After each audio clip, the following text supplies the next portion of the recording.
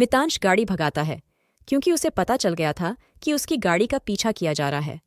मितांश गाड़ी और तेज भगाता है। उनकी गाड़ी के पीछे 4 गाड़ियां लग गई होती है। मितांश गाड़ी को फुली स्पीड में भगाता है और उन्हें सेफली घर पहुंचा देता है। सैम उनको घर छोड़कर वापस जाने लगता है, पर मोनिका उसे वापस आने के लिए कहती है। मितांश मोनिका से कहता है कि वो उनका पता लगाकर ही वापस आएगा। मोनिका उसे गुस्से में कहती है कि तुम्हें सुनाई नहीं दिया, मैंने क्या बोला। फिर वो मितांश को कहती है कि वो जानती है कि वो कौन थे।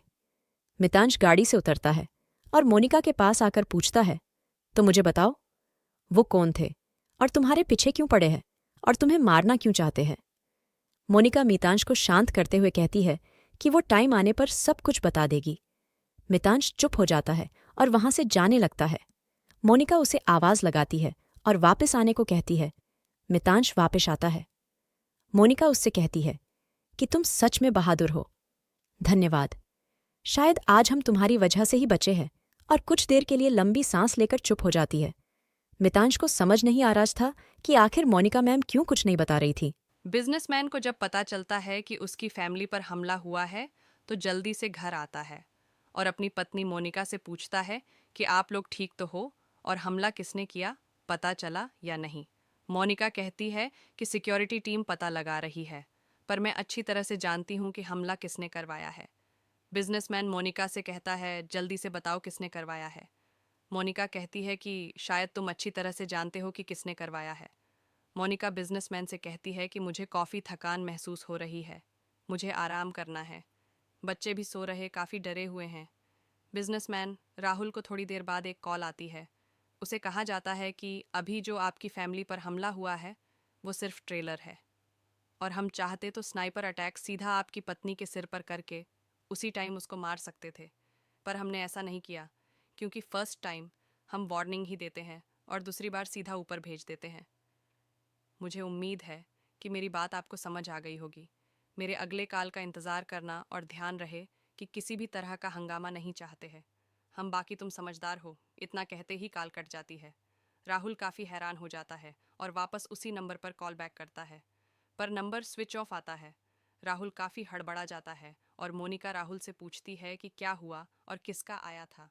राहुल घबराया हुआ होता है और को बताता है कि ये कॉल आया था और आवाज़ बहुत जानी पहचानी थी। उसने धमकी दी है कि मैंने अगर उसकी बातों को फॉलो नहीं किया तो वो कुछ भी कर सकता है। मोनिका कहती है, तुम शांत हो जाओ, कुछ नहीं होता, हम पुलिस को इन्फॉर्म करते हैं, वो खुद निपट लेंगे उनसे। राहुल मोनिका को मना करता है कि पुलिस में बिल्कुल कंप्लेन मत करना, उसने धमकी दी है। हमें मोनिका अपने गार्ड्स को बुलाती है और सबको पूरी तरह से अलर्ट रहने को कहती है। सभी गार्ड्स पूरी तरह से अलर्ट होते हैं, पर मितांश वहाँ पर नहीं होता है। मोनिका सिक्योरिटी हेड से मितांश के बारे में पूछती है। सिक्योरिटी हेड कहता है कि वो थोड़ा अकड़ू है, हमारी बात नहीं मानता है, वो यहाँ से जा चुका है। इतने दूसरा गार्ड कहता है कि हो सकता है कि वो उनका ही आदमी हो और हमला भी उसी ने ही करवाया। सभी चुप हो जाते हैं। मोनिका कहती है, ऐसा नहीं हो सकता, अगर सच में ऐसा होता तो वो अपनी जान पर खेलकर हमें बचाता नहीं।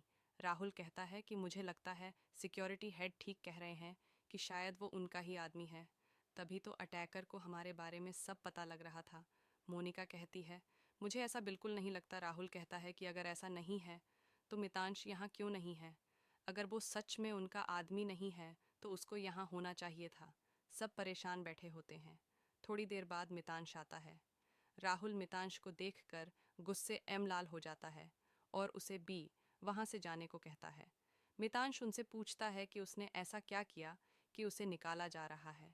सिक्योरिटी हेड गार्ड्स को मितांश को पकड़ने के लिए कहता है। गार्ड मितांश को पकड़ डीडीएच लेते हैं और मितांश से पूछते हैं कि कौन है जो हमला करवा रहा है। मितांश कहता है, मुझे नहीं पता कौन है और क्यों इनके पीछे पड़ा है। सिक्योरिटी हेड गार्ड को कहता है कि इसे अंदर बंद करके सारी जानकारी लो, अगर खुद बता देता है तो ठीक है, नहीं तो इसके साथ वो सब कुछ करो जो एक आतंकी के साथ किया जाता है। गार्ड मितांश को पकड़कर ले जाने लगते हैं। मितांश उनसे भीड़ जाता है और सबको एक ही बार में ढेर कर देता है। ये देख सब लोग डर जाते हैं और सिक्योरिटी हेड मितांश को गोली मार देने की धमकी देता है कि अगर वो एक कदम भी वहाँ से हिला तो मितांश सबको समझाने की कोशिश करता है कि वो हमलावर को नहीं जानता और न ही उसका यहाँ पर किसी के साथ लेना देना है। मितांश राहुल के पास जाता है। सिक्योरिटी हेड मितांश को कहता है कि मेरे सब्र का इम्तिहान मत लो, मैं गोली चला दूंगा और तुम मारे जाओगे। मितांश सिक्योरिटी हेड की तरफ देखता है और कहता है कि मुझे मार देने से आप हमलावर को पकड़ डीएच लोगे तो मार दो, चला दो।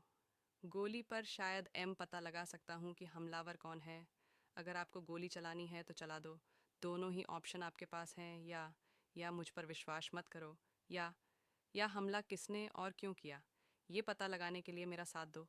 मोनिका सिक्योरिटी हेड को रोक देती है। मितांश धन्यवाद कहकर कहता है, अच्छा ऑप्शन चुना। चलो अब पता लगाते हैं कि हमला किसने करवाया। मितांश कहता है, यहाँ पर एक माइक्रोनविगेशन डिवाइस ट्रैक हुआ है। मितांश उठता है और राहुल के पास जाकर उसकी कोट के बटन को खींच लेता है और राहुल से पूछता है कि ये कहाँ से सिलवाया है। राहुल कहता है कि ये मैंने अपने टेलर से सिलवाया है। मितांश बटन को दिखता है और उसमें लगे कैमरा और नेविगेशन डिवाइस को निकाल देता है। मितांश कहता है कि हमलावर आपकी हर चीज़ नोट कर चुका है और आपके बारे में पहले से ही सब कुछ जानता है, और ये ट्रैकर डिवाइस उसने आपके टेलर से लगवाया है। सब हैरान हो जाते हैं।